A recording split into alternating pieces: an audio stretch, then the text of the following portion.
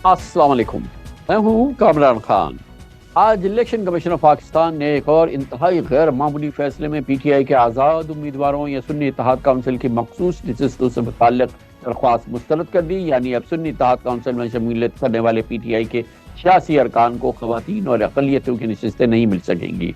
आज 4-1 से दिए गए फैसले में इलेक्शन कमीशन का कहना है कि कानून की खिलाफ वर्जी और पार्टी फहरिस्त की इब्तिदा में फराहमी में नाकामी के बायस सुन्नी इत्तेहाद काउंसिल मखसूस नशिस्तों की हकदार नहीं है। बात यह है कि इलेक्शन कमीशन ने अब कौमी असम्बली की 23 मखसूस नशिस्तें दीगर सियासी जमातों को अलॉट करने का फैसला भी दे दिया है। इसके अलावा 56 मखसूस नशिस्तें सूबाई असम्बलीज में भी दीगर जमातों को अलॉट कर दी जाएंगी। अगर ये मखसूस नशिस्तें सुन्नी इत्तेहाद काउंसिल को मिल जाती तो जमात के तौर पर उनके अरकान की कौमी असम्बली में तादाद 7 से ज़्यादा हो जाती है। इलेक्शन कमीशन ने 28 फरवरी को अपना महफूज फैसला आज सुनाया है और अब ये फैसला उस वक्त आया है जब कौमी असम्बली में वज़ीर आज़म का इंतखाब हो चुका है। बाज शरीफ हल्फ उठा चुके हैं, स्पीकर डिप्टी स्पीकर के लिए वोटिंग हो चुकी है, उन्होंने भी अपने ओहदे संभाल लिए हैं। आज फैसले के खिलाफ सेनेट में पीटीआई के पार्लिमानी लीडर अली जफर ने सुप्रीम कोर्ट से करने का ऐलान किया। उनका कहना था कि इलेक्शन कमीशन के फैसले के बाद सदारती और सेनेट इंतखाबात मुलतवी कर दिए जाएं, क्योंकि अगर हमें मखसूस नशिस्तें आला अदलिया से मिल जाती हैं तो सदर और सेनेट का इंतखाब सिफर हो जाएगा। 28 फरवरी को इलेक्शन कमीशन में समाअत के दौरान मुस्लिम लीग नून, पीपल्स पार्टी, MQM, JUIF के वकला ने सुन्नी इत्तेहाद काउंसिल की दरख्वास्त की मुखालफत करते हुए मखसूस नशिस्तें जीतने वाली जमातों में तकसीम करने का मुतालबा किया था। नाक़दीन के मुताबिक 8 फरवरी के इलेक्शन को मुतनाज़ा बनाने में इलेक्शन कमीशन की नाअहली आया थी और अब इंतखाबात के बाद भी इलेक्शन कमीशन की कारकर्दगी हैरान कुन है। खास तौर पर पीटीआई के मामलात में तो इलेक्शन कमीशन का जानिबदाराना रवैया छुपाए नहीं छुप रहा है। आवाम मशकूक इलेक्शन के बाद अब मशकूक पर इलेक्शन कमीशन भुगत रहे हैं। इस मौजूद पे बात करते हैं और इसके लिए हमारे साथ मौजूद हैं नामवर पाकिस्तान के सीनियर कानूनदान, साबिक सदर सुप्रीम कोर्ट बार एसोसिएशन जनाब आबिद ज़ुबैरी। बहुत बहुत शुक्रिया आबिद ज़ुबैरी साहब। ये फरमाइएगा कि आज तकरीबन एक हफ्ते के इंतजार के बाद बिल आखिर एक इलेक्शन कमीशन ऑफ पाकिस्तान ने फैसला दे दिया कि पीटीआई के आज़ाद उम्मीदवारों को, पीटीआई को किसी भी हैसियत के अंदर सुन्नी इत्तेहाद काउंसिल को मखसूस नशिस्तें नहीं मिल सकती। ये डेवास्टेटिंग ब्लो है डेफिनेटली पीटीआई के लिए, क्योंकि अगर ये सीट्स हो जाती उनके साथ तो ये फिर सबसे बड़ी मुसल्लमा सबसे बड़ी पार्टी हो जाती। तो अब ऑप्शंस क्या हैं? वैसे तो जस्टिस फाइजीसा ने, हाजी चीफ जस्टिस साहब ने जब ये इलेक्शन सिंबल का केस वो सुन रहे थे, इस मामले को बड़ा खसूसियत से उन्होंने उसको एड्रेस किया था और कहा था कि अगर ये मसला आपके साथ खड़ा हो तो आप हमारे पास लेंगे। मगर बहरहाल नुकसान तो बहुत हो चुका है अब इस हवाले से। रहमान रहीम। देखिए, चीफ जस्टिस साहब ने जो भी कहा वो एक ऑब्जर्वेशन थी उनकी, लेकिन नेचुरली जो भी केस करेंगे या आएगा, पहले वो हाई कोर्ट में चैलेंज करें या डायरेक्ट सुप्रीम कोर्ट में जाएंगे, उसको अपने मेरिट्स पे देख के वो फैसला करेंगे। इशू यही है कि आप देखें ये सारा एक तसलसल है जो इलेक्शन कमीशन ने एक उनके, आपको बताया, आपने भी बहुत कुछ लिखा, हम पढ़ते रहे आपके ट्विटर पे कि जी ये इलेक्शन जो कमीशन है, ये सबसे पहले इलेक्शन प्री पोल रिगिंग हुई उसमें, और ये बाद में election fair, free and transparent कराने में बिल्कुल फेल हो गया। और फिर आपने पहले भी आपके प्रोग्राम में थे और प्रोग्राम्स में हर किसी ने, ज़्यादातर लोगों ने यही कहा कि एक्सपेक्टेड यही था कि इनको सीटें नहीं देनी थी, क्योंकि देखिए जब बल्ले का उनसे सिंबल लिया गया उसके पीछे पूरी एक स्टोरी थी कि बल्ले का सिंबल लेने से ये हुआ कि नेचुरली वो जो लोग थे पीटीआई के वो इंडिपेंडेंट हो गए। तो उसमें ये बहुत बातें हुई, आपने भी लिखा उसके ऊपर बहुत कुछ कि हो सकता है कि इनकी एक मंडी लग जाए कि बिक जाए वो लोग, लेकिन देखा वो कामयाब नहीं हुए। लेकिन मेन अब रिजर्व सीट्स में जो बात है, देखिए जो बात थी उसमें यह था कि क्या इंटाइटल्ड हैं या नहीं। अब एक इन्होंने एक सुन्नी इत्तेहाद काउंसिल को ज्वाइन किया, वो एक इशू उठा जो आपने भी पिछली दफ़ा बात की उसके ऊपर कि क्या उनकी वो पॉलिटिकल पार्टी की हैसियत से आए, क्योंकि लॉ ये कहता है कि जो पॉलिटिकल पार्टी, अब वो कह रहे थे पार्लियामेंट्री पार्टी और पॉलिटिकल पार्टी में फ़र्क है, वो पॉलिटिकल पार्टी के तो हैं वो हामिद रज़ा साहब, तो हैं उन्होंने उसको ज्वाइन कर लिया तो वो एक पॉलिटिकल पार्टी बन गई और उनका एक हक हो गया रिजर्व सीट्स के ऊपर। लेकिन पॉइंट इज दैट कि अब उन्होंने जो इलेक्शन कमीशन ने, मुझे कोई हैरानगी नहीं हुई इलेक्शन कमीशन के फैसले से, क्योंकि ये पूरा तसलसल है, जिनके पास मैंडेट नहीं वो आज हुकूमत में बैठे हुए हैं लोग, तो ये पूरी दुनिया कह रही है, लोग कह रहे हैं, लेकिन नेचुरली अब उनको आज उन्होंने ओथ भी ले लिया, कराची में जो हुआ आपके सामने, मेरे सामने, पूरे मुल्क में जो हुआ है। लेकिन इशू ये है कि अब उनसे सीटें ले ली, लेकिन चले वो सीटें आपने ले ली उनसे, लेकिन लॉ के ऊपर देखें एक बड़ा इंपॉर्टेंट इसके अंदर एक नोट है, डिसेंटिंग नोट भरवाना साहब का जो इलेक्शन कमिश्नर है, उन्होंने बड़ी सही बात कही। उन्होंने कहा कि ठीक है चले आप उनको وہ میں ایگری کرتا ہوں آپ سے کہ ان کو سنی اتحاد کونسل کو یہ حقدار نہیں ہے ان سیٹوں کے، یہ جو ریزرو سیٹس ہیں، لیکن باقی پارٹیوں میں لا یہ کہتا ہے کہ انڈیپینڈنٹ جو ان پہ شامل ہوں گے اس کو ملا کے ان کا حق بنے گا پارٹی پہ، تو نیچرلی وہ حق جو ہے وہ ان کی جتنی ان کی اسٹرینتھ ہے اس سے زیادہ نہیں ہو سکتا. تو یہ جو سیٹیں ان کو سنی اتحاد کونسل کو پی ٹی آئی کو ملنی تو باقی پارٹیوں اس پہ حق نہیں تھا ان کا کہ ان کو دے دی جائیں، لیکن یہ ہمیں معلوم تھا کہ یہ جو یہ الیکشن کمشنر صاحب اور باقی الیکشن کمیشن ہے وہ فیصلہ یہی کرے گا، ان سے سیٹیں فارورڈ لکنگ عابد زبیری صاحب، فارورڈ لکنگ پہلے تو یہ فرمائیے گا کہ اگر ظاہر ہے کہ یہ ہائی کورٹ وغیرہ سے جائے گا تو پھر پورا ہائی کورٹ کا پروسیس اور پھر سپریم کورٹ، تو آپ نے ابتدا کی یہ آپشن اوپن ہے کہ یہ ڈائریکٹ سپریم کورٹ چلے جائیں اس کو لے کے، اور جو لیگل اس سلسلے میں آپشنز ہیں اس میں یہ اویلیبل آپشن ہے کہ ڈائریکٹ پی ٹی آئی جو ہے وہ سپریم کورٹ کو ناک کرے؟ سمجھتا ہوں بالکل ہے، 184(3) کی بالکل پٹیشن بنتی ہے، اور سپریم کورٹ کو آپ فرما بھی رہے تھے، چیف جسٹس صاحب نے یہ ان کو آبزرویشن بھی دی تھی، وہ آپ نے سنوائی بھی تھی ٹی وی کے اوپر، آپ نے ان کی وہ کلپ بھی چلی کہ جی اگر کوئی اس طرح کا ایشو آئے گا تو آپ ہمارے پاس آ جائیے گا. نہیں جی، ان کو ٹرائی تو کرنا چاہیے، maximum high court supreme court مڑ کے کہہ سکتا ہے نہیں جی پہلے آپ ہائی کورٹ ہو کے آئیں، لیکن یہ ایک ایسا مسئلہ ہے، کانسٹیٹیوشنل مسئلہ ہے، پورے ملک کا مسئلہ ہے، تو اس میں بالکل ایک 184(3) میں آرٹیکل میں ان کو کوشش کرنی چاہیے سپریم کورٹ میں جائے اور فوراً سٹے لینا چاہیے کہ جی یہ جب تک یہ ڈیسائیڈ نہیں ہو یہ سیٹیں ان پارٹیوں میں تقسیم نہ کی جائے. تو اب یہ ان کے اوپر ہے، ان کے وکلا کے اوپر ہے کہ وہ کرتے ہیں یا نہیں کرتے، یہ ان کو فیصلہ کرنا ہے، لیکن نیچرلی اس کا چیلنج وہیں ہوگا، لیکن یہ دیکھنا ہے کہ کورٹ بھی مڑ کے ہولڈ کرتی ہے یا اس فیصلے باوجود کہ یہ چیلنج کر لے، اس کے باوجود کہ وہ سن لے، اس کے باوجود کوئی فیصلہ جائے، تو اس میں جو بہت بڑا نقصان تو ہو چکا ہے، سامنے سینٹ الیکشنز آنے والے ہیں، بالکل راؤنڈ دا کارنر ہے، یہ تو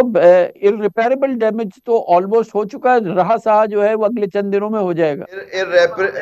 بالکل آپ نے بڑا اچھا لفظ کہا، irreparable ڈیمیج تو اس ملک میں جمہوریت کو ہو چکا ہے، اور آج سے نہیں ہوا ہے، بہت پہلے سے ہو گیا ہے. وہ irreparable ڈیمیج کا یہ کڑی ہے، تو ہم اس کو بھی آپ برداشت کریں جیسے ہم باقی برداشت کرتے ہوئے آئے. ہم لوگوں کے پاس، ہمارا پاس ایک ہی اختیار تھا، میرے آپ کے پاس، وہ ووٹ ڈال کے ہم اپنے چاہتے تھے ہمارے چوزن ریپرزنٹیٹیو آئے جو ہمارا آئین بھی کہتا ہے، لیکن انفارچونیٹلی وہ نہیں آئے. اب باقی ساری چیزیں وہ اسکرپٹ لکھی جا چکی ہے، اس کے حساب سے وہ سارا اس ملک میں کام ہو رہا ہے. تو یہ ان کو ہوگا، سینٹ الیکشن بھی ہو جائیں گے، یہ لوگ جو الیکٹ نہیں ہوئے وہی الیکٹ کر کے آ جائیں گے، سیٹیں بھی ان میں ڈسٹریبیوٹ ہو جائیں گے. لیکن آپ کو کوشش ضرور کرنی چاہیے، آپ کو کورٹ میں جا کے سٹے لینا چاہیے، اور ہو سکتا ہے جس طرح سے اور کیسوں میں سپریم کورٹ نے سنوائی کی الیکشن کے میٹرز میں، ہو سکتا ہے یہ فوراً ٹیک اپ کر لے سپریم کورٹ. سر بہت بہت شکریہ جناب عابد زبیری ہمارے ساتھ. الیکشنز کے بعد پی ٹی آئی کی سیاسی حکمت عملی میں ماضی کے برخلاف ہمیں کچھ تبدیلی، بلکہ خوشگوار تبدیلی کے ابتدائی آثار دکھ رہے ہیں. پی ٹی آئی نے تمام تر مشکلات کے باوجود الیکشن میں حصہ لیا، بائیکاٹ نہیں کیا، پھر متنازع انتخابی نتائج کے خلاف احتجاج ریکارڈ کرایا، مگر ریزرویشنز کے باوجود پارلیمنٹ میں پوری قوت سے فعال واپسی کرتے ہوئے وزیر اعظم کے عہدے سمیت قومی اسمبلی کے اسپیکر، ڈپٹی اسپیکر کے عہدوں کے لیے انتخاب بھی لڑا. کوئی شک نہیں کہ الیکشن لیول پلینگ فیلڈ سے پی ٹی آئی کو نہیں ملی. انتخابات، پلینگ فیلڈ، نشان، بلہ، تمام چیزیں اور امیدواروں کی پکڑ دھکڑ، رہنماؤں کی گرفتاری کا سامنا رہا. پارٹی قائد 7 ماہ سے جیل میں قید ہیں، جنہیں نہ صرف الیکشن میں حصہ نہیں لینے دی گیا بلکہ مختلف کیسز میں مجموعی طور پہ 31 سال کی قید کی سزا بھی سنا دی گئی ہے. مگر خوشائن بات یہ ہے کہ اس کے باوجود پی ٹی آئی نے انٹرا پارٹی انتخابات بھی کروا لیے ہیں اور دعویٰ کیا ہے کہ تیسری مرتبہ کرائے گئے انٹرا پارٹی انتخابات الیکشن رولز کے مطابق ہیں. ان انتخابات میں بیرسٹر گوہر خان بلا مقابلہ چیئرمین پی ٹی آئی اور عمر ایوب بلا مقابلہ سیکرٹری جنرل منتخب ہو گئے ہیں. آج قومی اسمبلی کے اجلاس میں بیرسٹر گوہر خان اور رہنما پی ٹی آئی اسد قیصر نے اس عزم کا اظہار بھی کیا کہ پی ٹی آئی پارلیمنٹ میں تعمیری اپوزیشن کا کردار ادا کرے گی اور آئین و قانون کے ذریعے اپنا حق حاصل کرنے کے لیے جدوجہد کرتی رہے گی. دوسری جانب پی ٹی آئی نے ماضی کی طرح سولو فلائٹ کی پالیسی کو پش پش رکھتے ہوئے سیاسی جماعتوں کے ساتھ مفاہمتی پالیسی اختیار کی ہے. جے یو آئی کے مولانا فضل الرحمان، پشتون قابلی عوامی پارٹی کے محمود خان اچکزئی کے ساتھ تلخیاں بھلا کر بات چیت کر رہی ہے. پی ٹی آئی نے نواز شریف کے سابق اتحادی ہیں محمود خان اچکزئی کو اپوزیشن کی جانب سے صدارتی امیدوار بھی نامزد کر دیا ہے. پاکستان کی بقا اور سالمیت کے لیے وسعت قلبی کا مظاہرہ کرتے ہوئے پی ٹی آئی یہی روش اگر حکومتی جماعتوں کے ساتھ بھی اختیار کر لے تو کیا ہی بات ہو. شہباز شریف کے چارٹرڈ اکانومی اور مفاہمت کے پیغام پر بھی پی ٹی آئی کے مثبت جواب اگر دیتی ہے تو پاکستان کے عوام کے لیے ظاہر ہے اوور آل ملک کے حالات کے لیے یہ بہتر عمل ہوگا. اس موضوع میں بات کرتے ہیں، ہمارے ساتھ موجود ہیں جناب عامر ڈوگر، چیف وپ ہیں اور ممتاز سینئر رہنما ہے پی ٹی آئی کے، چیف وپ ہے قومی اسمبلی میں، ڈوگر صاحب ہمارے ساتھ ہیں۔ عامر ڈوگر صاحب، بہت بہت شکریہ آپ نے ہمیں جوائن کیا ہے۔ یہ فرمائیے گا کہ آج آپ نے تقاریر کی اور اوور آل یہ کہا کہ ہم ایک کنسٹرکٹیو اپوزیشن کا کام کریں گے، ہم کوشش کریں گے کہ پارلیمنٹ میں رہتے ہوئے اور تمام یعنی کہ ہر لحاظ سے اپنے آپ کو فعال رکھیں گے، مگر یہ سب آپ نے آج تقاریر کی، سب کچھ ہوا، اس کے بعد یہ الیکشن کمیشن کا فیصلہ آ گیا ہے جس میں یہ الیکشن کمیشن نے کم از کم قرار دے دیا ہے کہ پی ٹی آئی کو مخصوص نشستیں نہیں ملیں گی جو اس کے آزاد اراکین کے تحت مل سکتی تھی۔ آپ کی پالیسی پہ اثر انداز ہوگا الیکشن کمیشن کا یہ فیصلہ؟ بسم اللہ الرحمن الرحیم، بہت شکریہ کامران خان صاحب۔ جیسا کہ آپ نے اپنے ابتدائیہ میں فرمایا کہ تمام تر مشکلات کے باوجود ہم ہر روز ایک جنگ کی حالت سے گزرتے ہوئے یہاں تک پہنچ گئے۔ ہماری تقریباً فارم 45 کے مطابق جو قومی اسمبلی میں انہوں نے نشستیں ہماری دیں وہ تقریباً 96-97 تھیں۔ ابھی بھی 5-6 سیٹیں ایسی ہیں جن میں سے 3 کا انہوں نے نوٹیفیکیشن روکا ہوا ہے، 2 سیٹوں پر ابھی بھی ری کاؤنٹنگ یہ کروا رہے ہیں اور کچھ کے اوپر تلوار لٹک رہی ہے، لیکن ہم نے اس کے باوجود وزیر اعظم کا، اسپیکر کا، ڈیپٹی اسپیکر کا پروٹیسٹ کے ساتھ الیکشن لڑا، اور ہم نے یہ کہا کہ ہم ایوان کے اندر بھی اور ایوان کے باہر بھی اس وقت اپنا آئینی اور قانونی حق استعمال کرتے ہوئے احتجاج جاری رکھیں گے جب تک ہمیں ہمارا حق نہیں دیا جاتا۔ اور یہ اسمبلی فارم 47 کے نتیجہ میں وجود آئی ہے۔ یہ اسمبلی جو ہے یہ جعلی اسمبلی ہے، فارم 45 کی حقیقی اسمبلی یہ نہیں ہے۔ اور پھر آپ نے یہ دیکھا کہ آج جو ایک فیصلہ جو کئی دنوں سے ریزرو رکھا ہوا تھا وہ بالآخر آ گیا، جب وزیر اعظم کا الیکشن ہو گیا، جب صوبائی اسمبلیوں کے الیکشن ہو گئے، جب اسپیکر ڈیپٹی اسپیکر کا الیکشن آ گیا، اور اب اس میں مزید زیادتی اور بدنیتی یہ ہے کیونکہ سینٹ کے الیکشن بالکل سر پر آ پہنچے ہیں، اور یہ فیصلہ اس لیے دیا گیا ہے کہ سینٹ کے الیکشن میں بھی ہماری خصوصی سیٹیں ہمارے ساتھ ایڈ نہ ہو سکے اور ہم ان سے محروم ہو جائیں۔ یہ زیادتی، بدنیتی، جانبداری کی پاکستان کی سیاسی تاریخ کی انتہا ہے۔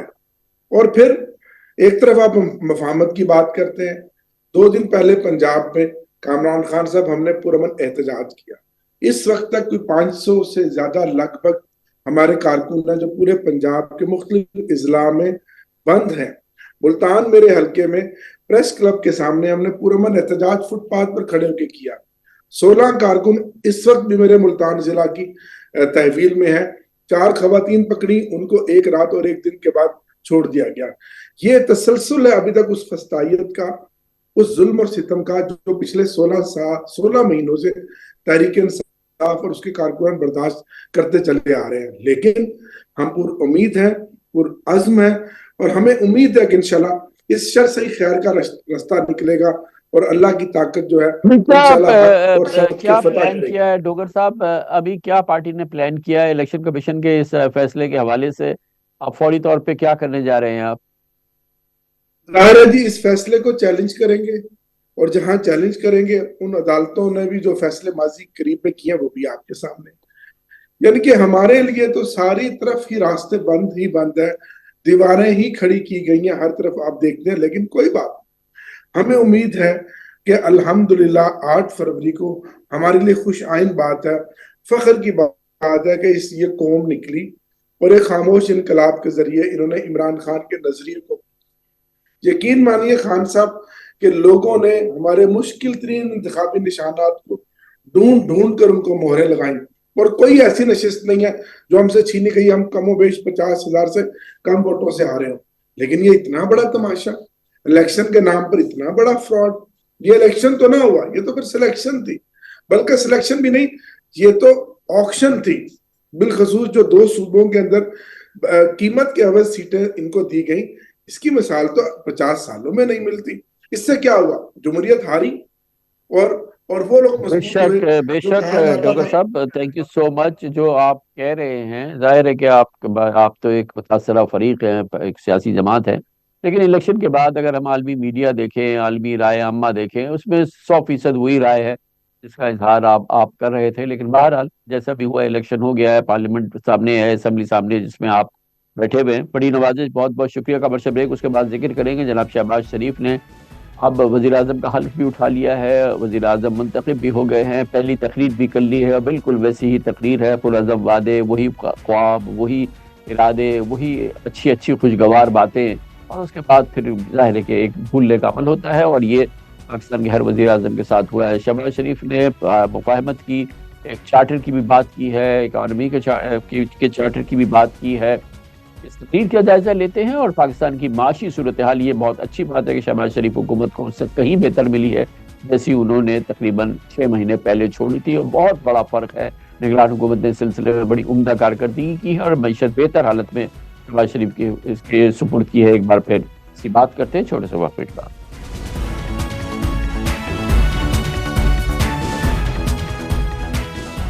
ملک میں برائے نام ہی صحیح لیکن جمہوریت روا دوا ہے۔ وزرائے اعظم چاہے میعاد پوری نہ کر سکے، مگر مسلسل قومی اسمبلی نے 5 سالہ مدت پوری کی۔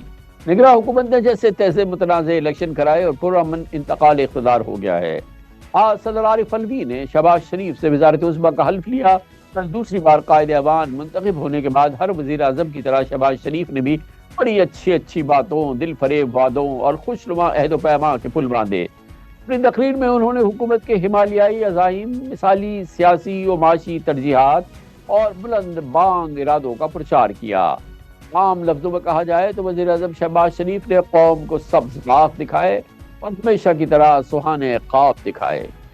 پاکستان کے ہر وزیر اعظم کی پہلی تقریر ایسی ہی ہوتی ہے، اور اپریل 2022 کے تحریک عدم اعتماد کے بعد 13 اتحادیوں کی حکومت سنبھالتے وقت بھی شہباز شریف نے قوم سے کم و بیش ایسی ہی پرکشش اعلانات کیے تھے، لیکن 16 ماہ کی شہباز حکومت عوام پر مہنگائی، غربت اور بے روزگاری کا عذاب بن کر ٹوٹی تھی۔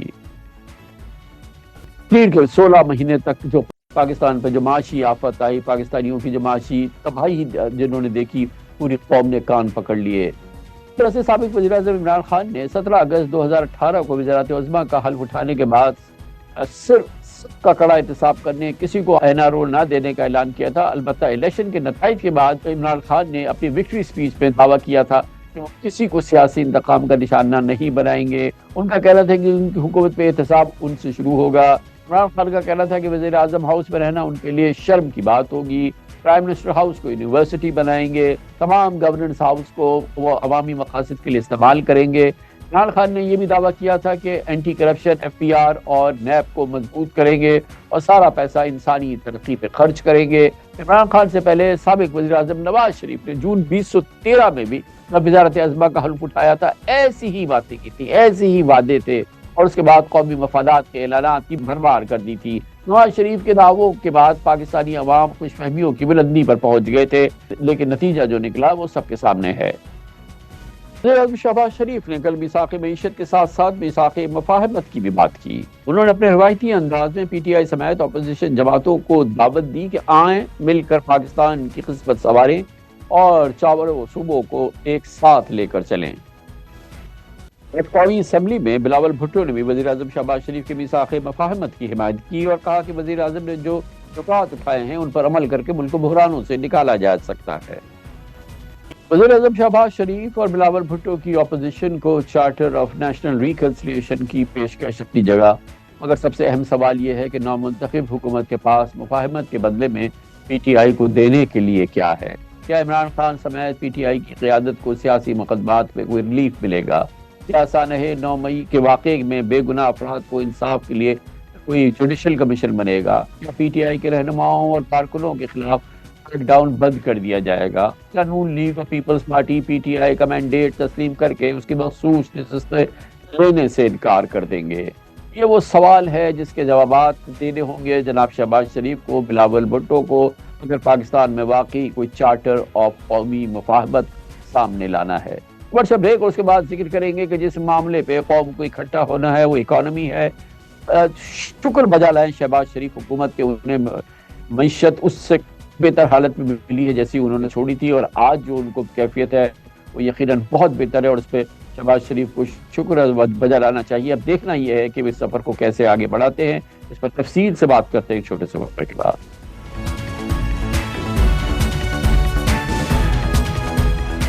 Welcome back. نو منتخب وزیر اعظم شہباز شریف سجدہ شکر بجا لائیں کہ نگراں حکومت نے قدرے بہتر اور کسی حد تک اطمینان بخش معیشت ان کے سپرد کی ہے، جس کے ثمرات نئی حکومت کو ملنے کی توقع ہے.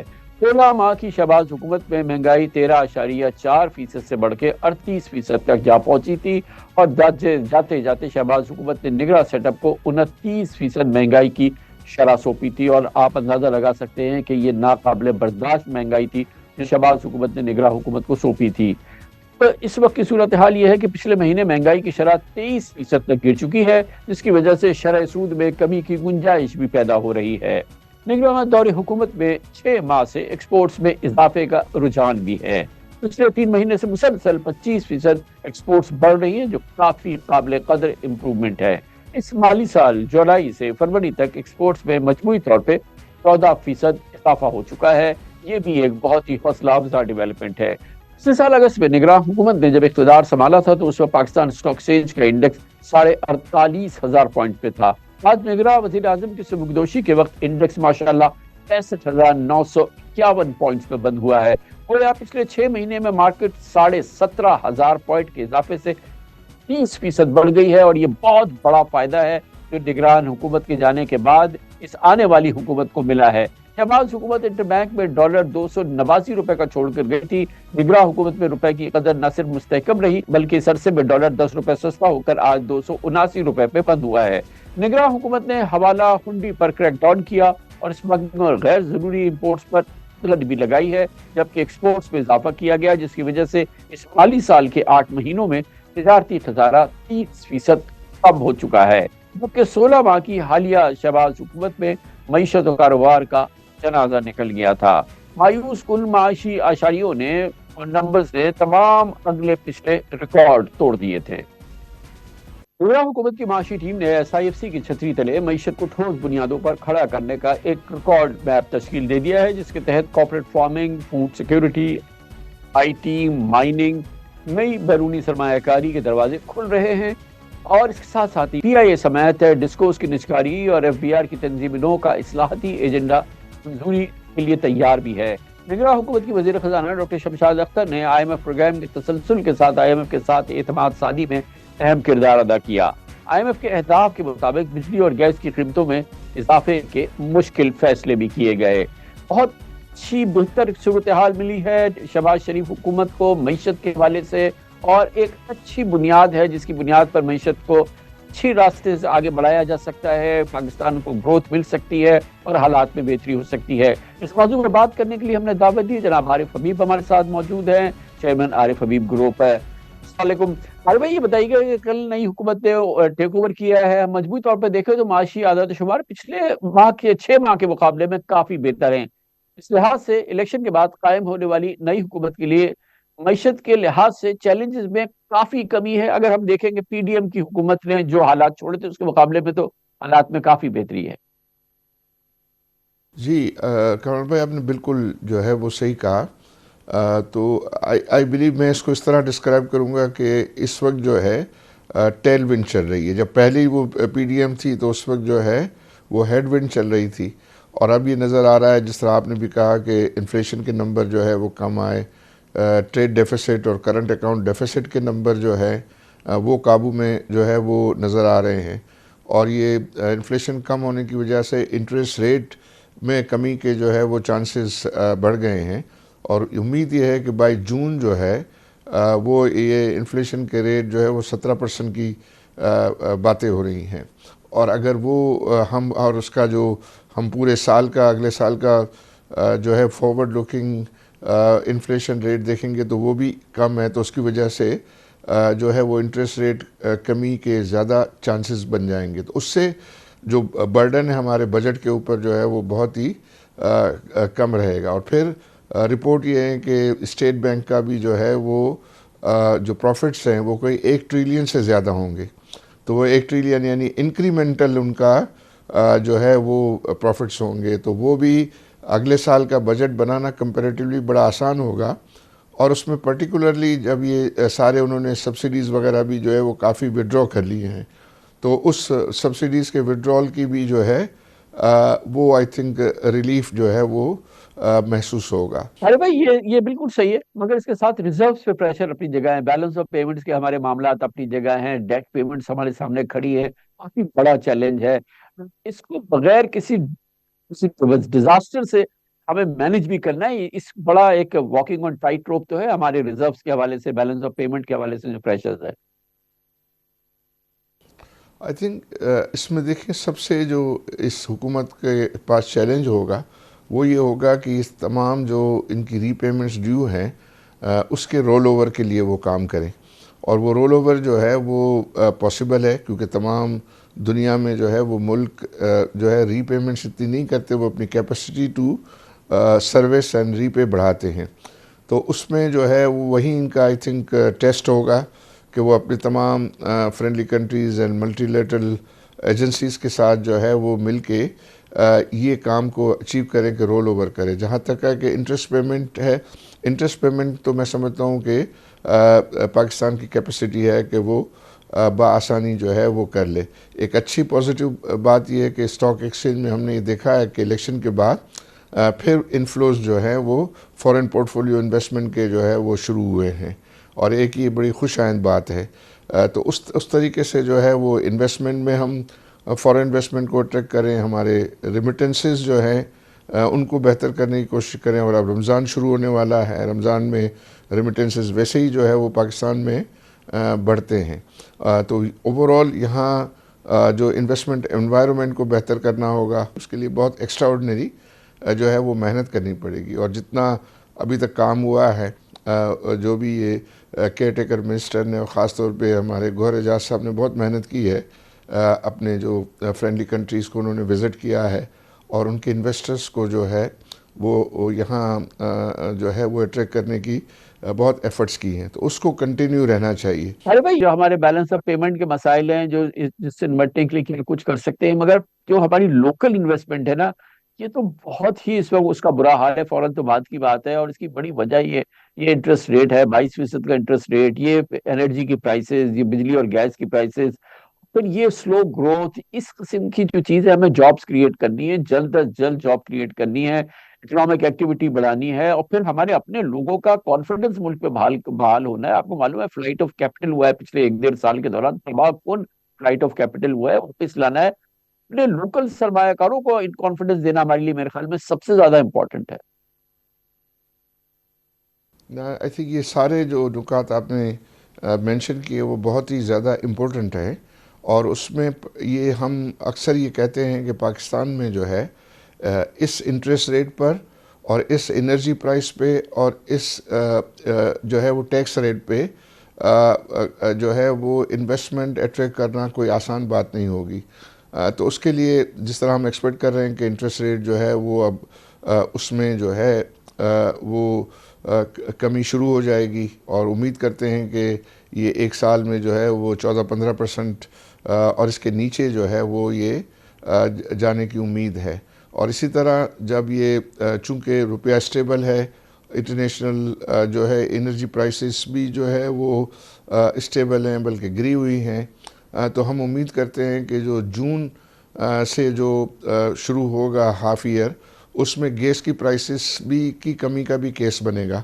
اور اگر وہ گیس کی پرائسز کمی کا کیس بنے گا تو کچھ جو ہے وہ انرجی پرائسز کی کمی کا بھی. اور پھر جو کیئر ٹیکر گورنمنٹ نے جو انیشیٹو لیا ہے کہ یہ 13-14 سینٹ والی جو بجلی ہے وہ انڈسٹری کے لیے 9 سینٹ کر دیں گے. اگر وہ 9 سینٹ کر دیتے ہیں تو ایکسپورٹ انڈسٹری جو ہے اس میں بہت زیادہ جو ہے کمپٹیٹیونیس جو ہے وہ آئے گی. اور پھر پرائم منسٹر نے جو ہے اپنی اسپیچ میں ٹیکس ریٹ کے بارے میں بھی کہا ہے کہ ہم اس کو بھی جو ہے کم کریں گے. تو یہ 3 چیزیں جو ہیں وہ بہت اہم ہیں، اور آپ نے بہت صحیح اس کو جو ہے اس نکات کو ٹیبل کیا ہے کہ جب تک اس میں کریکٹیو ایکشنز نہیں ہوں گے اس وقت تک ہمیں بہت زیادہ جو ہے وہ ایمبیشیس نہیں ہونا چاہیے. ان کو ٹھیک کریں گے تو اور محنت کریں گے تو پھر ہم بہت شکریہ جناب عارف حبیب، چیئرمین عارف حبیب گروپ ہمارے ساتھ. اس کے ساتھ ہی ہمارے آج کے پروگرام کا اختتام ہوتا ہے. کل آپ سے پھر ملاقات ہوگی انشاءاللہ. کل تک کے لیے کامران خان کو اجازت. اللہ حافظ و ناصر.